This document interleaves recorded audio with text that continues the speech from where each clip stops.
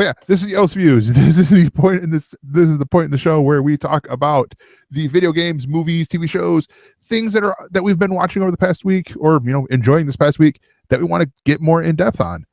And Corey, you're doing ElseNerds, right? This isn't pot. Yeah, but I want to. Matt's been good to me, and I want to save him from ever having to see this. And I want to save you. I want to save you, dear ElseNerds listener, a potential pot listener, potential pot smoker, because there's not enough pot in the world to make you want to see this movie. Now, okay, ton of caveats go into this.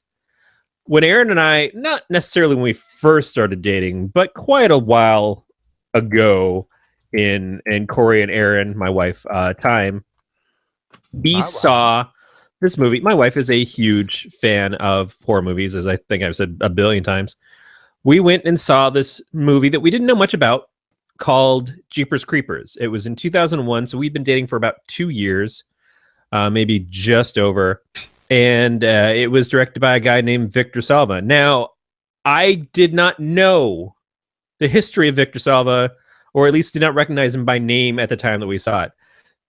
Victor Salva has done some horrific shit and went to jail for his horrific shit, but is still making movies. Got to come back and still direct and stuff.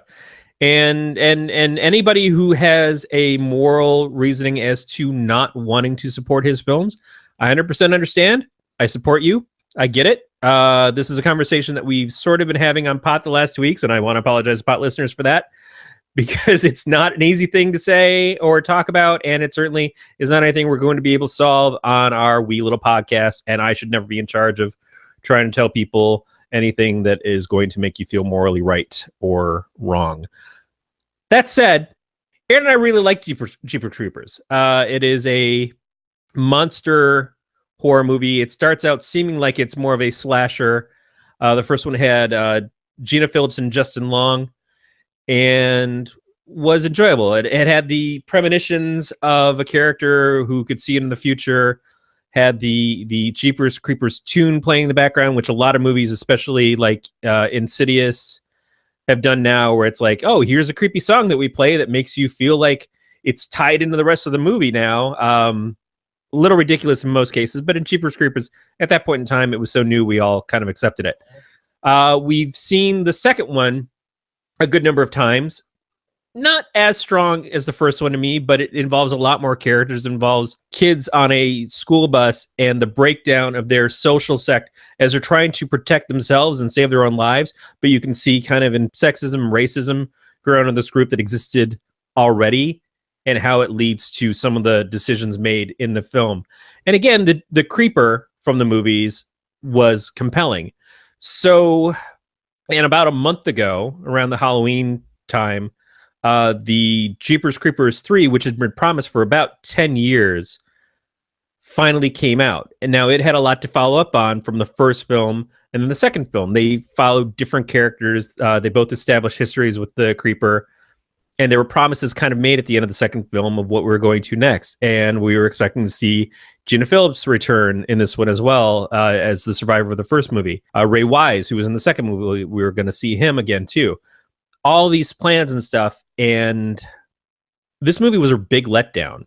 This movie was a big piece of shit. And the entire time my wife and I are watching it. Now, I want to start out with, this movie came out in the theater for one night, and then I think came back a week or two later for another night, and that was it. That was its entire theater run. And then they played it during Halloween week on the Sci-Fi Channel a few times throughout the week. I think it might still be in rotation now, and it's not even as good as sci-fi level movies that you would normally see. Like, we were sitting there going, I'd rather watch Sharknado 4. I feel like Sharknado 4 would deliver more to us than what this movie did. It also, in the context of storyline, it takes place in the same week as the first two movies. So it doesn't give a payoff of the things that we were expecting with Gina Phillips's character, Ray Wise's character, which is the creature comes back every 27 years, which is very much like It. I realize now. None of that happened. It was just a dumb story with characters, and it jumped all over the place. People made horrible decisions to just be overrun by the creeper. They brought back the sheriff from the first movie. He had a totally noticeable and horrible dye job the whole time to try to make it seem like this happened the same week in a movie that was filmed 18 years later than the first one, or 16 years later. It was just so disappointing. And it's already a thing of like, morally, should you even be watching this? Should you be supporting this? Like I said, a lot of people wouldn't even bother to watch these things. But a lot of people aren't fans of the first couple movies. It's the same thing as like all these people who have to wrestle with themselves of, can I watch Woody Allen movies now if I believe that Woody Allen has done the things that he's been accused of? Can I watch Roman Polanski movies now when Roman Polanski did some shit and then fled the country to get away with it? And the decisions that actors have to make when they show up in these things, and producers have to make when they're deciding to fund them. That's a very murky area that, again, I can't tell you what decision you should make in that. But I respect your decision, whatever it is that you choose. I'm just going to say, if you're on the fence, walk away from the fence. The fence is electrifies, and someone's actively peeing on it. So you will get burned watching this fucking movie. It is awful. It is a waste of time, even for free on a Sci-Fi channel. It's not worth it. It's not worth it. And I'm pissed off that it's not worth it, because I really like the first two, and it's not like this one being great was going to justify anything that Salva has done. No, there's no way of justifying him. Yeah. But I just still wanted a good movie. And I hate the fact that on top of the shittiest fucking week that my wife and I were already having, that on top of that, to kind of like get ourselves a little bit out of the funk, we watched this, and it did nothing to make us feel any better. And I could say that maybe our mood being as low as it was led to us not enjoying this, but no, it's ultimately bad. There is no fine point. I read some of the reviews on IMDb as we were halfway through the movie. I'm just like, I can't believe that this movie is both so far in and has not gone anywhere. What are you other people saying? Is this ever going to get better? It never, ever gets better. It's like the Jaws 4 of its fucking class. It is just ridiculously shitty. So don't. Yeah. For your sake and others, just don't. So what I will point out with part of what you're talking about the Victor Salva thing, which I will point out, his Wikipedia photo, it looks like his mugshot. It is. I'm pretty sure it's not, but that looks like his mugshot. But the stuff you said about the whole situation with him and with Woody Allen, it's how when the whole thing came out about the allegations came out about Kevin Spacey, I originally wanted to talk about it on the show, in the news and all that stuff, but then getting in with B, I'm like, me and B, we started arguing. It was harsh. And you know what? And that's the thing, is I've said before, when we've talked about the stories that we're going to do, there's stories that I've avoided for the sake of, there's nothing that we're going to accomplish talking about it. And I don't mind. I don't shy away from any subject, certainly not personally. And even in the public eye, it's like, one, I'm wrong a lot. I say dumb shit all the fucking time. I fail pretty much 100 times an hour. I'm not proud of things. I'm not infallible. But I know that even if I managed to find some speck of brilliance and had some point of like, oh yes, but what about this? In the grand scheme of things, it's still not going to make anything better for anybody. And I don't like reporting the awful side of Hollywood and the awful side of comics. And there is a lot, and it's all coming to the surface right now. And it's really hard as a person who looks at stories, not just because I want them for the shows, but also because I'm generally interested in this stuff. That's why we do these podcasts, is because this stuff I am fascinated by and want to talk about, because I'm a born and bred geek. But it's just, who's the right voice for this? Yeah. And it's probably never going to be me. And I'd love to get in a room with smart people and learn from them and explore my points of view and find out their points of view to maybe improve my points of view. But again, that's to make myself feel better. That's to make myself feel like I'm learning something, and maybe a listener could get something from that. But it's just so hard when you see so many people suffering and so many people going through literal hell from the things that people that we've commonly respected, looked up to, admire their work, and now feel torn of like, can I ever watch this person's movies again? Can I ever listen to this band again? And sometimes those works, they matter to you in a way that outweigh the person. Yeah. That outweigh the artist or the director or the producer or whatever, because your life at that point in time was affected then, and now it's a memory. It's something else that you have to think about how you approach it. But I can definitely understand how some people are just like, no, never again. So this is actually what I was going to get at, because we were talking about me and Beat, we were talking about this. This was the Kevin Spacey part, and the stuff that you were saying about, you know, letting people make their own decision, but you wanted to see this because you liked the story that Jeepers Creepers had done, you know, Jeepers Creepers and Jeepers Creepers 2, and so you were hoping for that payoff with 3. That was sort of the same thing I had with Kevin Spacey. To tie this into my ElseView, I'm a big wrestling fan. One of my favorite wrestlers growing up was Chris Benoit, who, for those of you guys who do not know, he and I'm going to assume that it was because of the CTEs, the concussion thing that they're talking about with football. He and probably steroid usage, but that's besides the point. Of why it happened. But one day he snapped, or over the course of a weekend, snapped. He killed his wife, killed his son, his, like, I think he was 12-year-old son, like, you know, ridiculously young, and then killed himself. And this was a guy at the top of his career.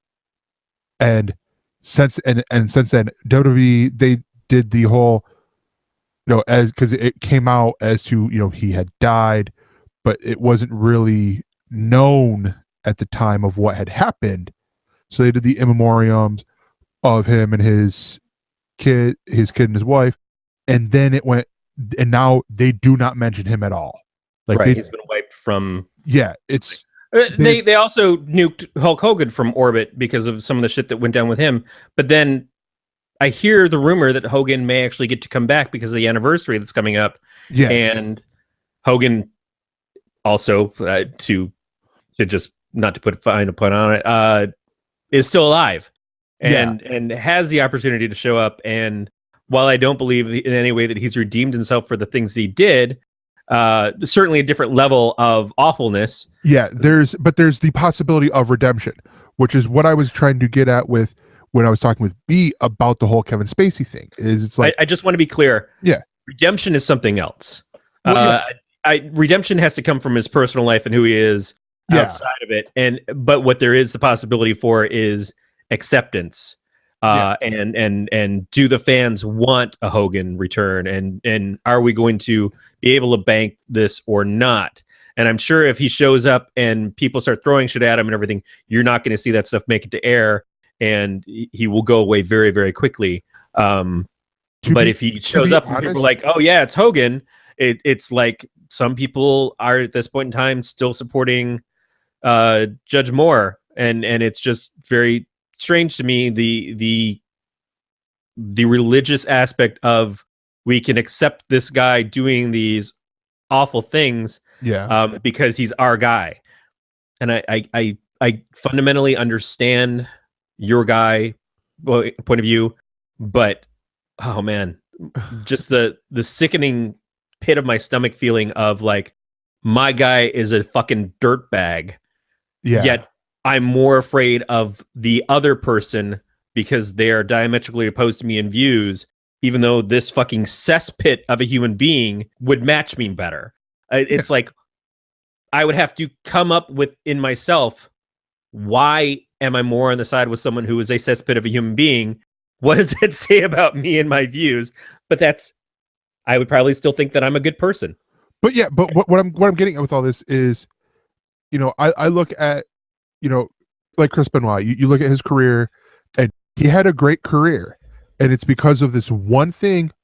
Boom, he's like they edited around his matches that he had.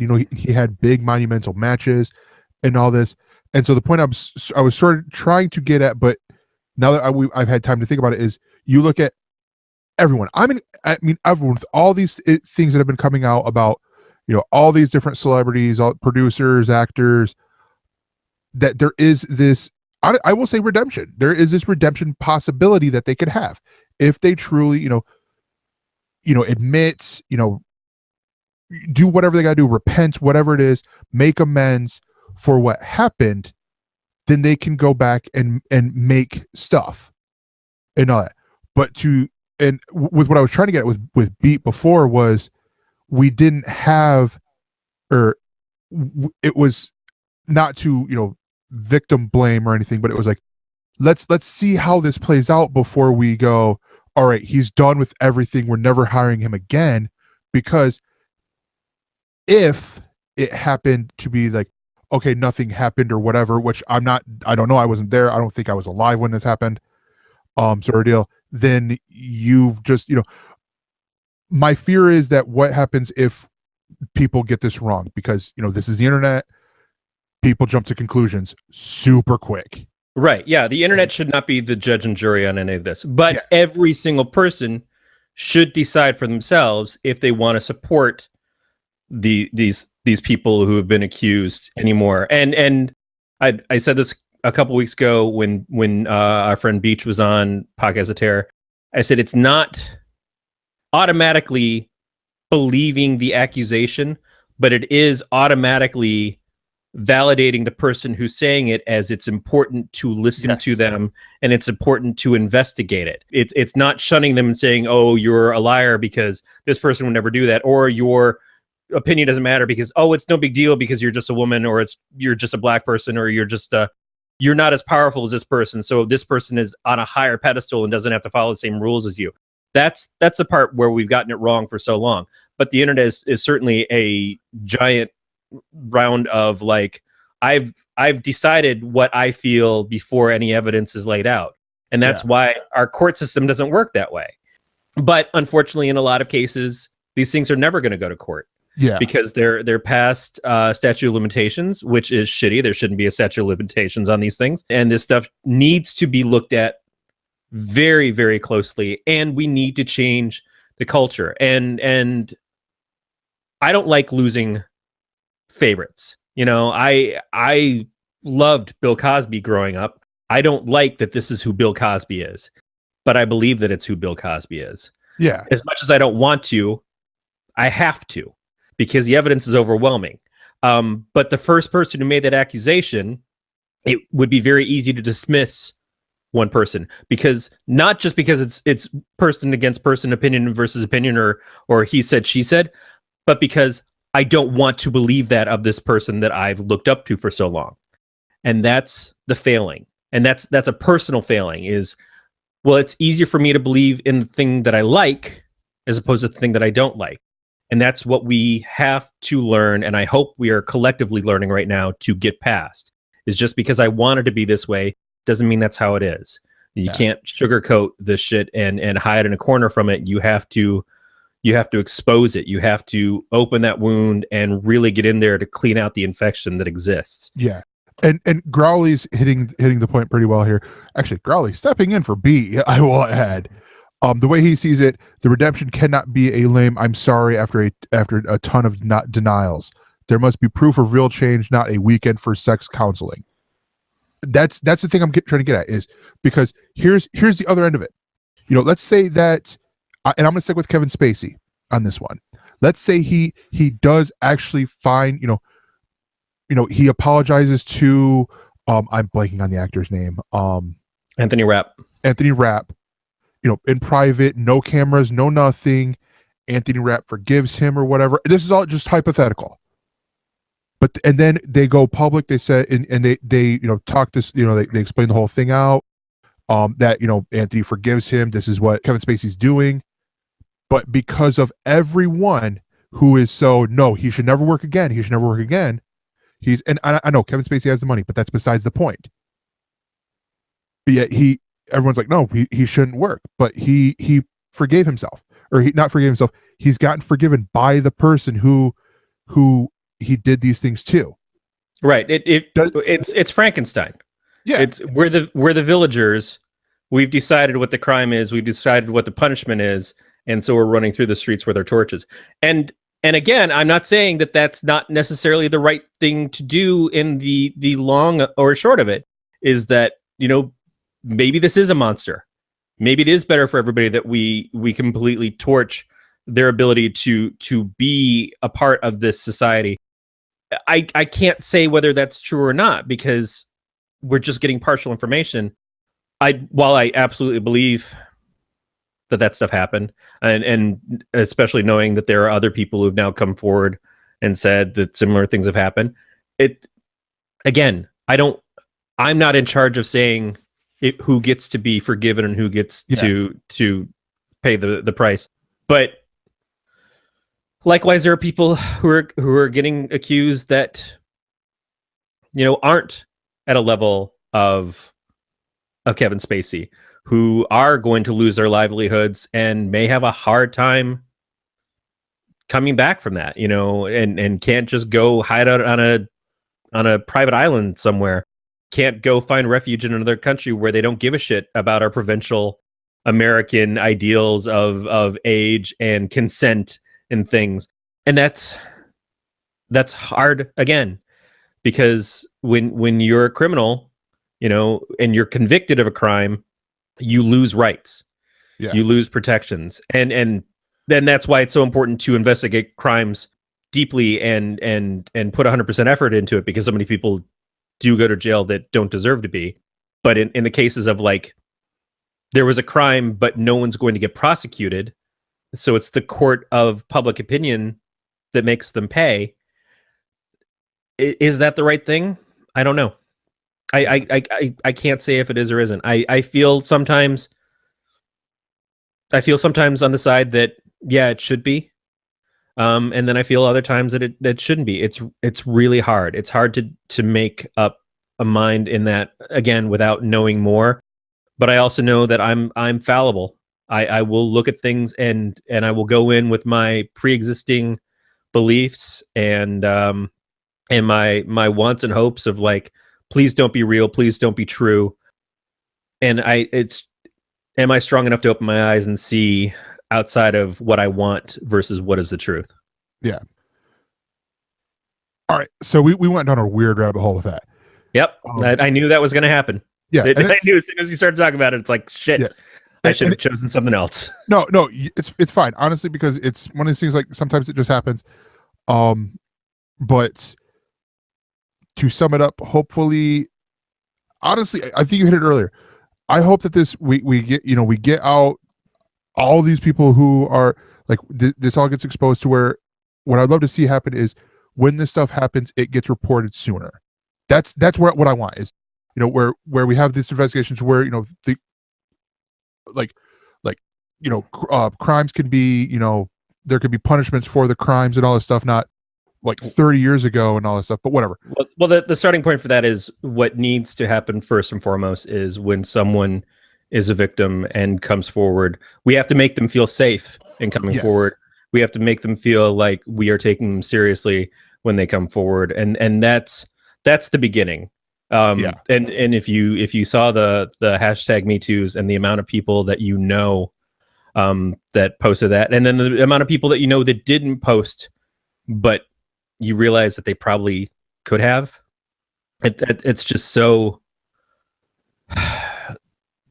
it just breaks my heart. Yes, but exactly. It is the reality. It's not a surprise as much as it is having a light shine on it so brightly. It means you can't look away from it, and you shouldn't look away from it. Exactly. And that's what we all need to. We need to do better. Yeah. So to switch things up, I'm going to talk about mine, which I alluded to a little bit when we were talking about all the stuff.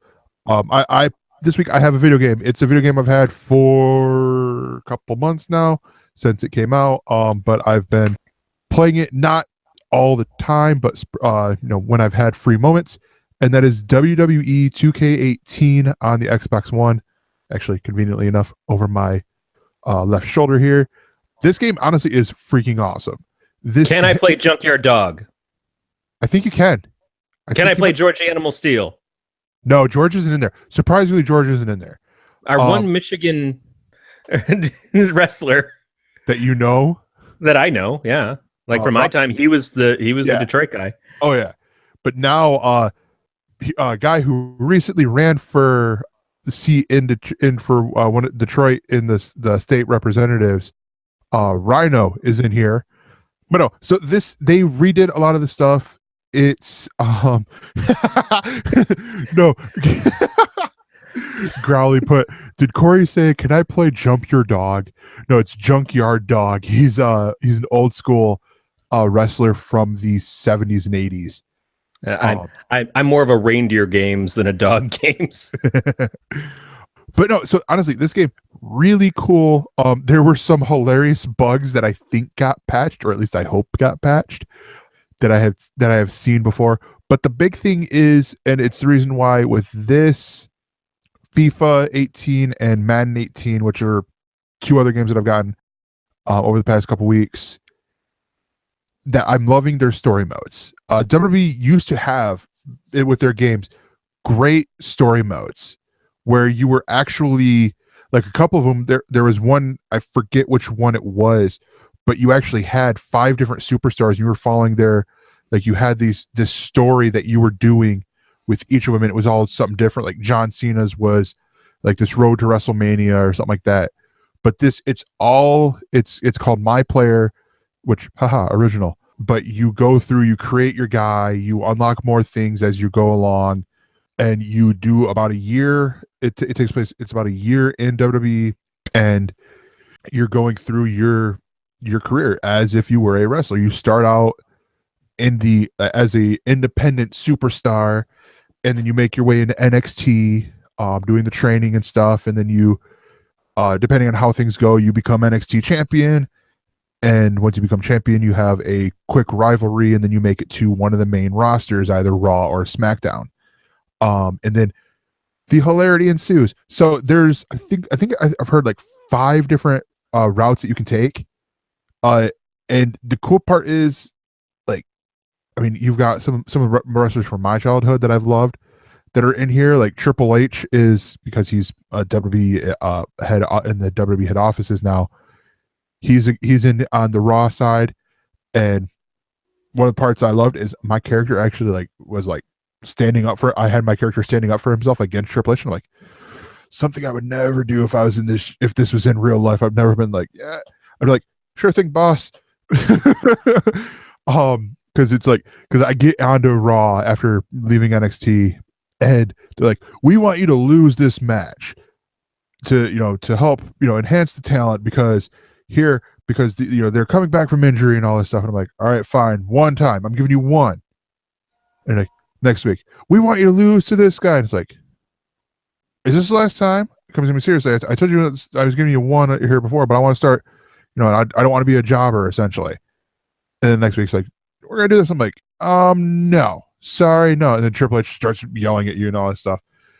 But no, it's super fun. I love the entrances that they have in here. They got really great actors doing the mocap to capture the entrances of all the superstars, or they've had quite a bit of the superstars go like either down to Full Sail and just they did set up a capture rig there, or to where they develop, or wherever they develop the game, and go through and just do their entrance and all this stuff.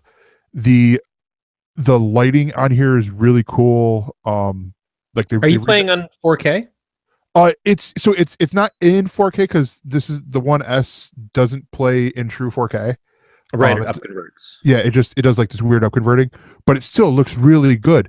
One of the wrestlers that I've enjoyed for a while, Bobby Roode, his whole thing is he's the glorious one, and that was the first one that I'd seen, and I'm like, ooh, that does look glorious, to use the pun right there. but it's one of these things I would love to see on the X. Like, if only I had the $500 to drop on that console. But yeah, it is like everything. The only thing that I found weird is the hair for the women, or if your character has longer hair, is a little weird because it's not like it's almost like they're doing this weird layered look thing where each strand, like each hair, it's not like each strand or like almost like even like bigger strands. It's these parts that they have here. So some of the characters, when you're looking at, like, their hair looks really weird. You can mocap a body, but you can't mocap a hairstyle. Yeah, exactly.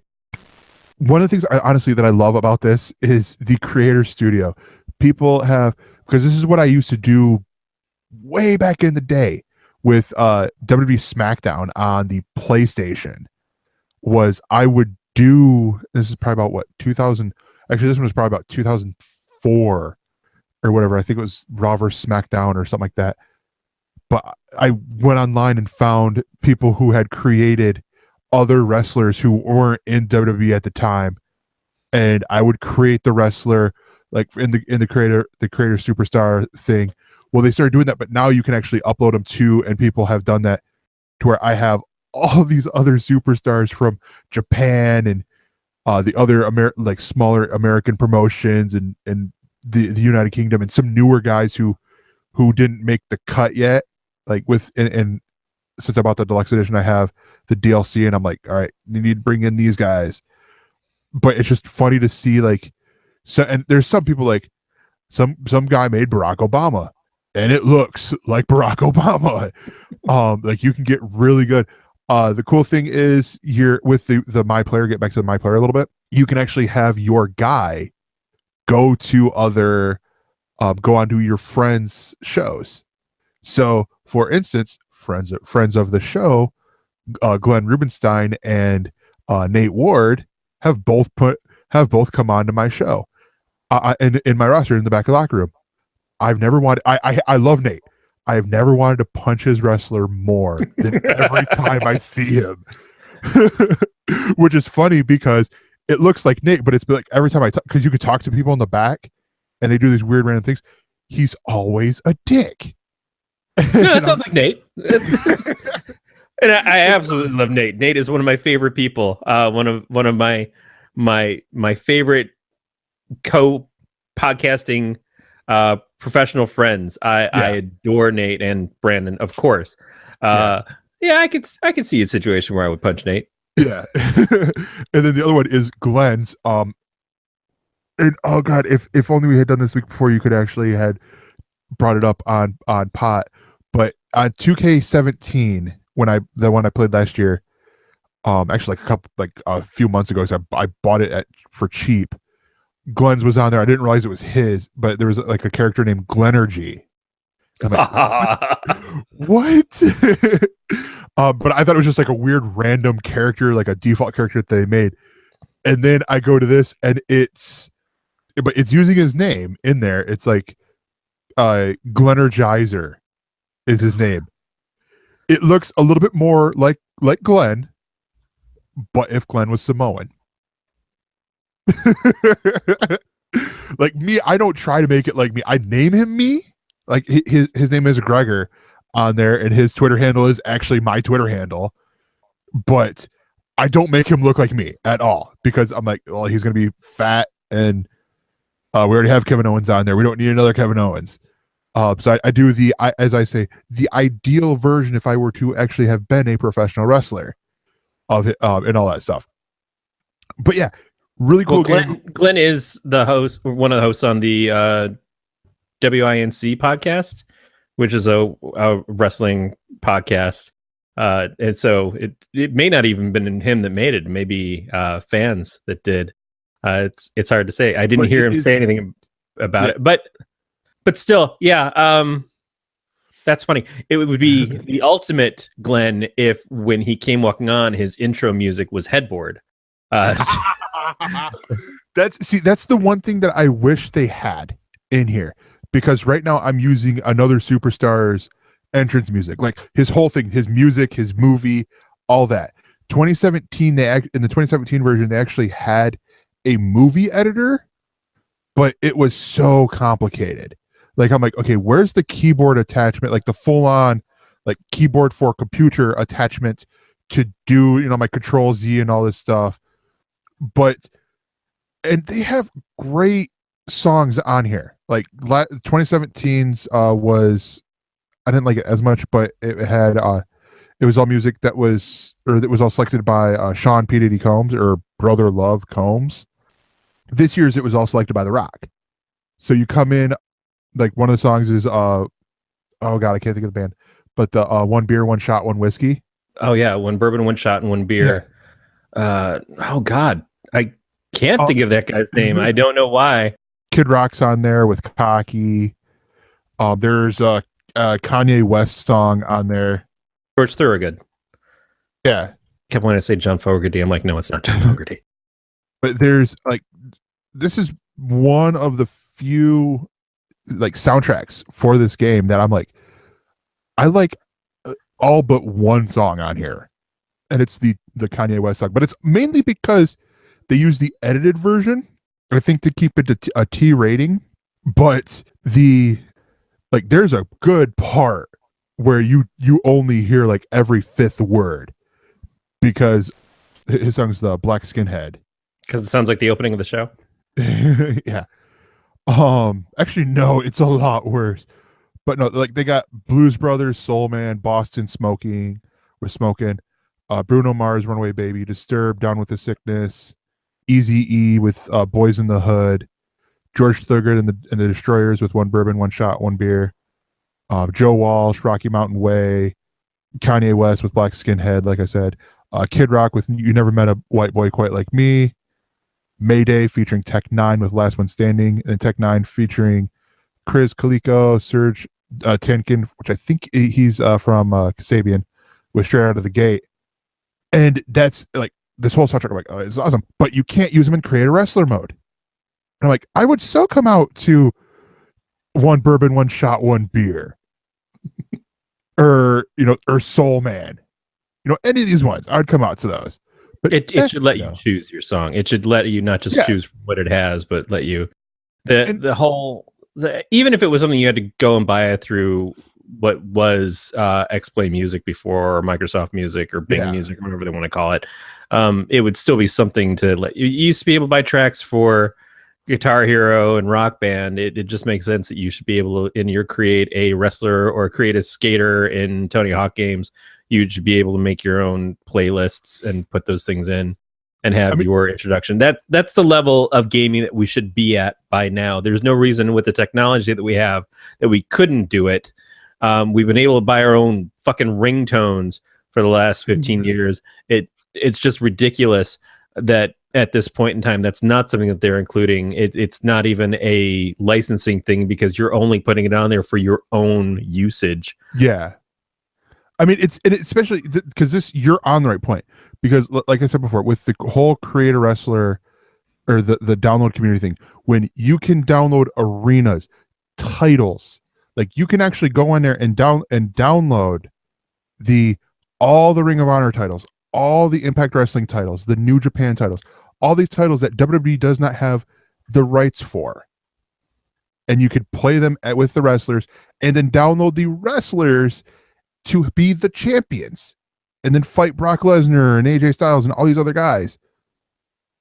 And yet we can't do like 21 Pilots, Ride, or any of these songs. It's just your list of from all these other superstars, and then you're like 10, 20 generic songs that are just super boring. Yeah. 2019, fix that, please. But yeah, that is it. You can find that on both on Xbox One, the Nintendo Switch, the PlayStation 4, and I believe PC. So yeah. And that is going to do it for the ElseViews. We will be right back with the Else Words. The galaxy far, far away feels closer now than ever before, and your guides through this galaxy are ready to help.